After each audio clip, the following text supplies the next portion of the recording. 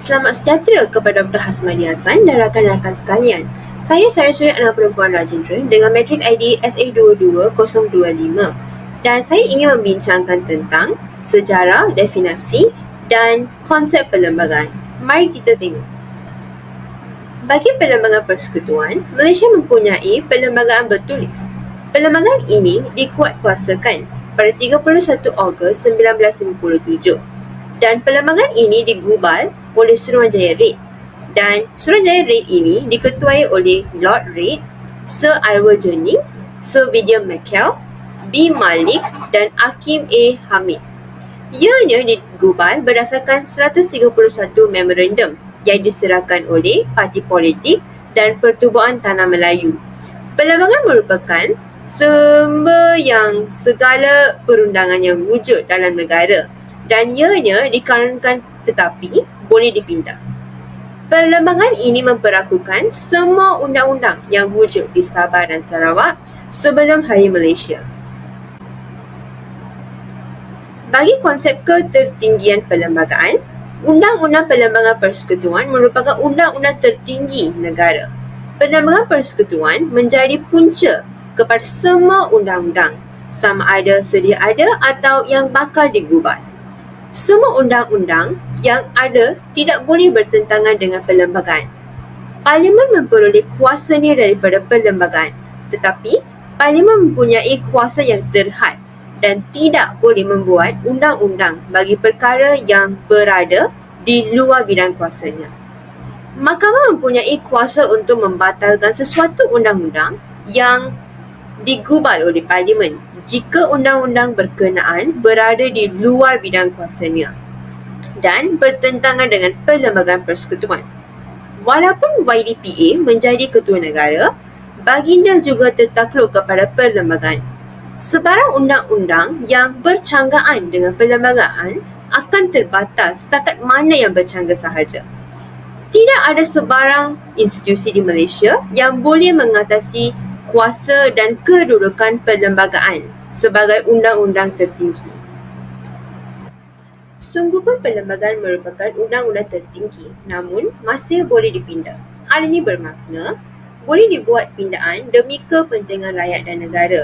Sungguh pun begitu, pindaan perlembagaan Malaysia tidak boleh dibuat sewenang-wenangnya. Perlembagaan Malaysia boleh dipindah melalui 4 cara. Yang pertama ialah mendapat pungutan suara majoriti muda ahli-ahli ahli Majlis Parlimen.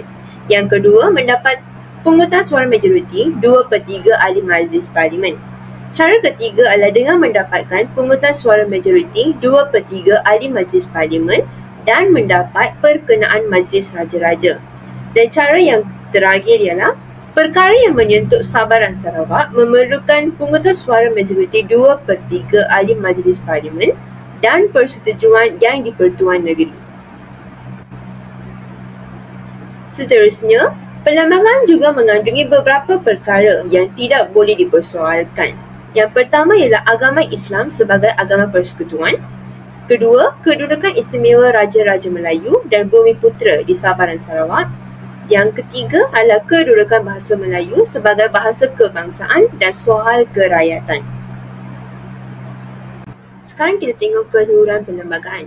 Keluhuran perlembagaan persekutuan terletak pada kedudukannya sebagai undang-undang tertinggi yang menjadi sumber dan punca kepada semua undang-undang. Semua undang-undang lain hendaklah tidak bertentangan dengan perkara 4 perlembagaan persekutuan. Semua undang-undang mestilah selaras dengan perlembagaan persekutuan. Jika tidak, maka undang-undang itu adalah terbatal. Badan Kehakiman adalah badan yang bertanggungjawab menjaga dan memelihara keluhuran dan ketertinggian perlembagaan Malaysia. Terdapat beberapa kepentingan perlembagaan. Yang pertama ialah mewujudkan satu bentuk pemerintahan yang adil. Yang kedua ialah menjamin keamanan dan kestabilan negara. Ketiga, mengelakkan penyalahgunaan kuasa oleh pemerintah. Yang keempat adalah menjadi peraturan dan prinsip asas kepada pembentukan kerajaan. Yang kelima, mengawal pergerakan kerajaan dan rakyat. Dan akhirnya adalah menjadi panduan kepada menjamin hak rakyat untuk hidup aman dan harmoni. Slide ini mengandungi semua gambar yang berkaitan dengan subtopik perlembagaan ini. Itu sahaja daripada saya. Hari kumpulan saya akan membincangkan subtopik-subtopik lain dalam topik ini. Sekian, terima kasih. Assalamualaikum warahmatullahi wabarakatuh. Nama saya Nur Syakiri binti Abdul Rahim, nombor matrik SA22014, dan hari ini saya akan membentangkan tentang perlembagaan sebagai tiang seri dan tapak integrasi. Kita mulakan dengan pengenalan, iaitu perlembagaan merupakan dokumen asas yang menetapkan struktur organisasi, kuasa dan fungsi utama suatu negara atau organisasi. Ia adalah perjanjian sosial yang menetapkan prinsip-prinsip dasar yang mengatur hubungan antara warga negara, pemerintah dan entiti-entiti berdaulat lainnya. Dalam konteks integrasi, perlembagaan memegang peranan penting sebagai tiang seri tapak yang menjamin kesinambungan, keadilan dan kestabilan hubungan antara entiti yang terlibat. Seterusnya kita beralih kepada integrasi dalam konteks geopolitik. Integrasi merujuk kepada proses penyatuan atau penggabungan elemen yang berbeza untuk mencapai objektif bersama. Dalam konteks geopolitik, integrasi boleh meliputi integrasi ekonomi, politik, sosial atau budaya antara negara atau wilayah yang berbeza. Contoh paling ketara adalah Kesatuan Eropah, di mana negara-negara anggota bekerjasama dalam pelbagai bidang termasuk perdagangan, kewangan dan kebajikan luar. Seterusnya, perlembagaan dalam integrasi ekonomi.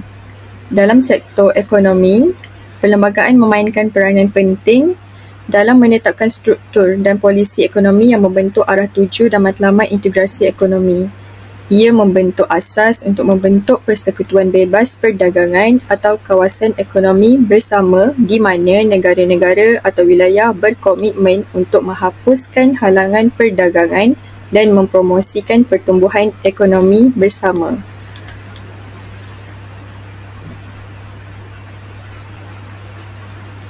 Bercerita pula tentang perlembagaan dalam integrasi politik. Dari segi politik, perlembagaan menetapkan sistem pemerintahan yang menyokong proses integrasi politik. Ia membentuk kerangka kerja bagi pelaksanaan undang-undang dan dasar bersama serta menggariskan peranan dan tanggungjawab pemerintah pusat dan entiti-entiti berdaulat. Contohnya adalah model federasi di mana entiti-entiti subnasional mempunyai kuasa tersendiri yang diperuntukkan dalam perlembagaan. Aspek sosial dan budaya. Aspek sosial dan budaya juga memainkan peranan penting dalam integrasi. Perlembagaan boleh menyediakan landasan undang-undang untuk melindungi hak-hak individu, termasuk hak-hak minoriti dan mempromosikan kepelbagaian budaya sebagai aset integrasi. Ia juga boleh mengandungi klausa yang memastikan kebebasan beragama dan ekspresi serta menjamin kesetaraan dalam hak-hak asasi manusia. Sebagai kesimpulannya, perlembagaan berperanan sebagai tiang seri tapak integrasi dalam pelbagai aspek kehidupan negara atau organisasi. Ia membentuk asas untuk kesinambungan dan kestabilan hubungan antara entiti yang terlibat dalam integrasi. Oleh itu, adalah penting untuk memastikan bahawa perlembagaan disusun dengan teliti dan mempertimbangkan keperluan semua pihak yang terlibat. Melalui perlembagaan yang kukuh, integrasi dapat dijalankan dengan berkesan dan memberikan manfaat kepada semua pihak yang terlibat dalam proses ini. Sekian, terima kasih. Assalamualaikum warahmatullahi wabarakatuh. Nama saya Nurhana Nabiha binti Muhammad Zaidi, SA22011. Hari ini saya akan membentangkan tentang konsep keperluan dan penghayatan tapak integrasi. Maksud untuk tapak iaitu jejak, kesan dan tanda. Integrasi ialah gabungan beberapa kaum menjadi satu kesatuan yang utuh. Bila kita gabungkan perkataan tapak dan integrasi, tapak integrasi bermaksud sesebuah ruang abstrak dan ruang nyata di mana pelbagai pihak yang berbeza etika dan peradaban bertemu dan berikhtiar mencari persetujuan secara aman dan harmoni tanpa keganasan. Tapak integrasi wujud dalam 3 peringkat iaitu makro, meso iaitu pertengahan dan mikro. Ciri-ciri yang kita dapat lihat dalam tapak integrasi ini ialah sebuah ruang sosial abstrak dan nyata, satu pertemuan untuk kelompok-kelompok strategik, proses pertemuan berasaskan prinsip tawar-menawar, rundingan dan pengantaraan. Yang keempat, ada tapak yang diinstitusikan, ada yang tidak. Yang kelima, ada yang berjaya, ada yang tidak. Yang keenam, usaha membina tapak integrasi diteruskan dan menuju ke arah penyatupaduan. Contoh yang kita dapat lihat untuk tapak integrasi ialah rukun negara, iaitu rukun negara sebagai asas persetujuan, persefahaman dan persefahaman antara pelbagai bangsa di Malaysia. Penyata Razak 1956, iaitu Tan Sri Abdul Razak Husin menekankan pentingnya pendidikan untuk mendorong keharmonian dan kesatuan antara kaum di Malaya ketika itu. Yang ketiga iaitu sekolah wawasan. Sekolah wawasan merupakan satu konsep sekolah rendah yang boleh mewujudkan persekitaran yang memberi peluang secara langsung kepada murid-murid dari pelbagai kaum bergaul dan berinteraksi dengan lebih bebas. Kenapa kita perlu dan menghayati tapak integrasi ini? Tapak integrasi dapat mewujudkan perkongsian, persefahaman dan pemikiran antara kaum dalam sesebuah negara. Di mana bila kita gabungkan idea-idea yang ada, jadi kita boleh bangunkan ekonomi negara dengan lebih maju dan tapak integrasi juga dapat mengelakkan semangat perkauman di mana ia akan mewujudkan negara yang aman.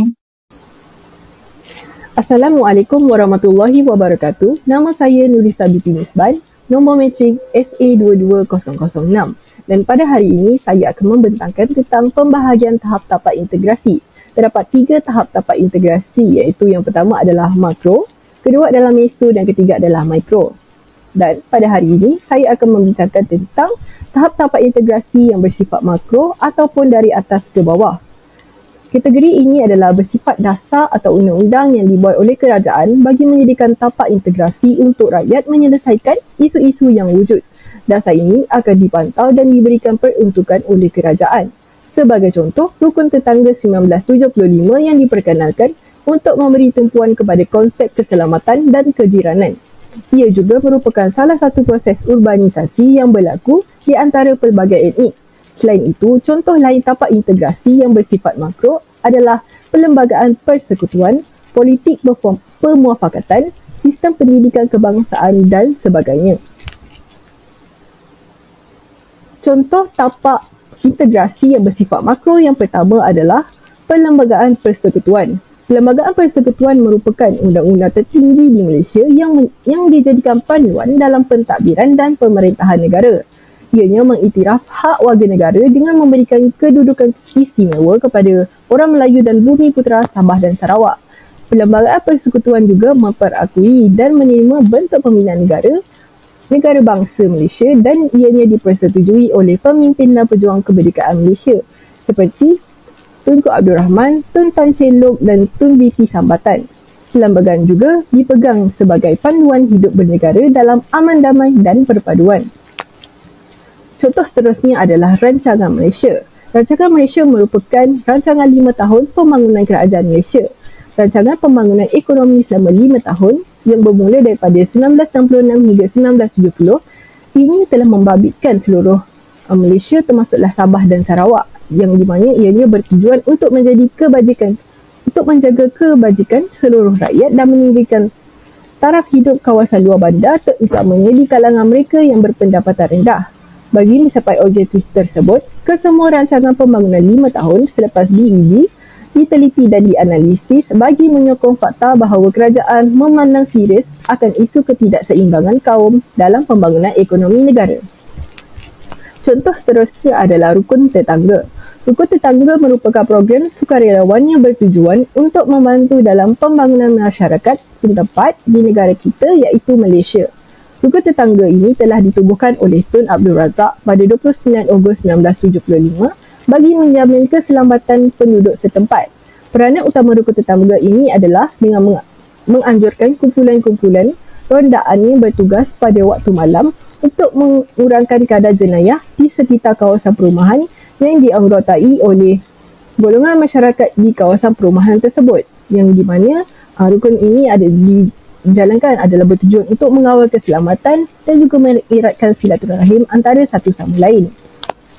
Dan contoh yang terakhir adalah Dasar Kebudayaan Negara atau dikenali sebagai DAKET, yang di mana ianya menetapkan hala tuju untuk menjadi Malaysia sebagai negara maju, rakyat berbudaya bersandarkan 3 elemen utama iaitu tata susila, tata cara dan tahap keintelektualan serta amalan nilai-nilai murni.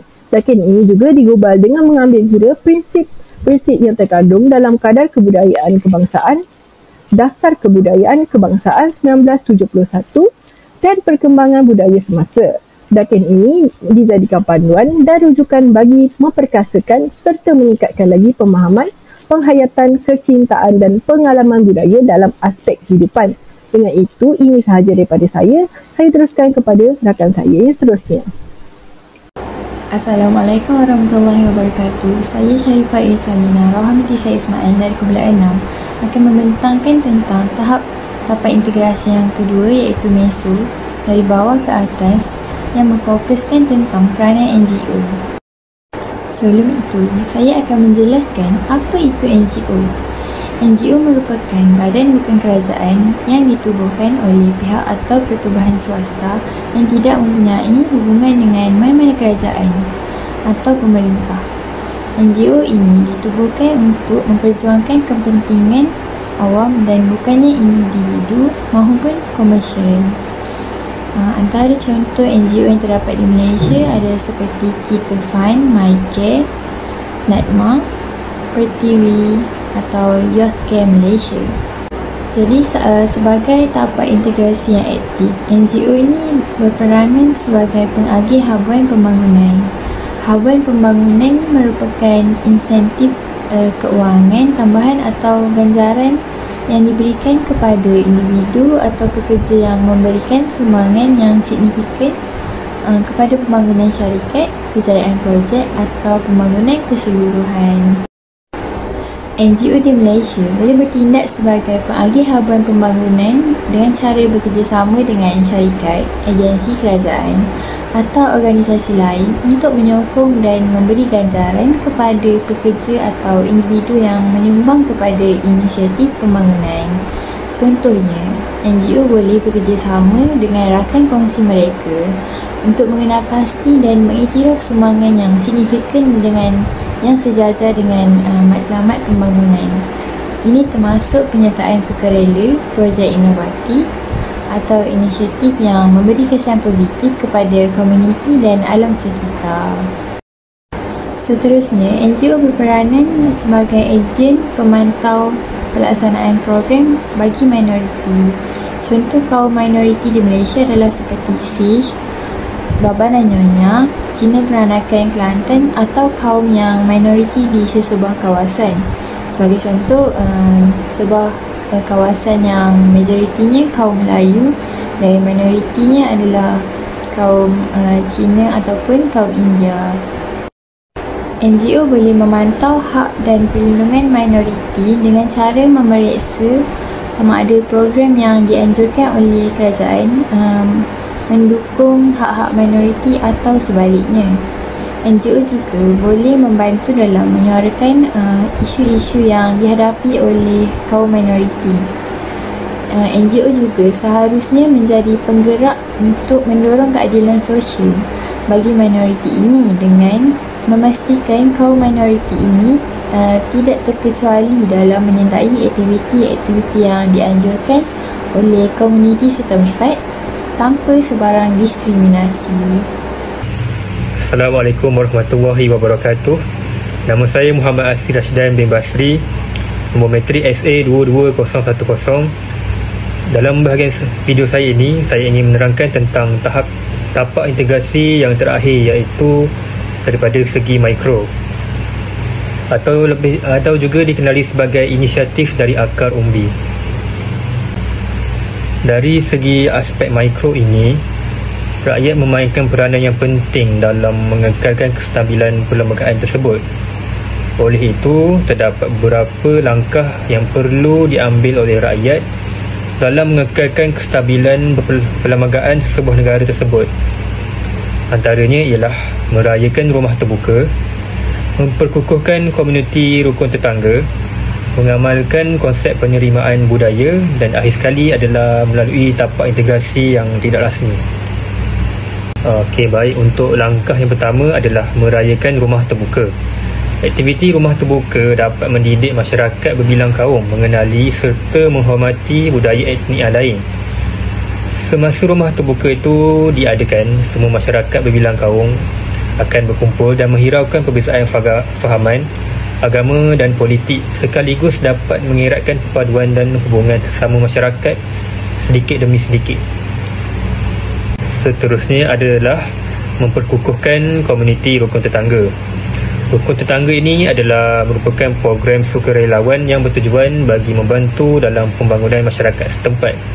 Program sukarelawan ini dapat meningkatkan kualiti kehidupan melalui perkhidmatan sosial terutama kepada golongan berpendapatan rendah, kurang upaya, warga emas dan sebagainya.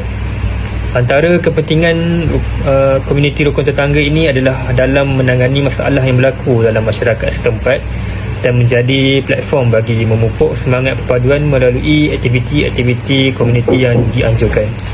Oleh itu, rakyat perlulah memainkan peranan yang penting dalam memperkukuhkan komuniti rukun tetangga ini sekaligus dapat mengekalkan kestabilan perlembagaan negara Malaysia. Di samping itu, rakyat juga haruslah mengamalkan konsep penerimaan budaya. Sebagai contoh, rakyat berbilang kaum boleh menjamu juadah makanan dari berbagai-bagai kaum yang lain.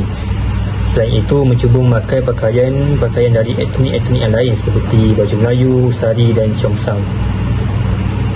Jika masyarakat berbilang kaum itu menetap di dalam kejiranan yang sama, ia sedikit sebanyak dapat menanam sifat penerimaan dan toleransi sesama kaum sedikit demi sedikit. Akhir sekali melalui tapak integrasi tidak rasmi.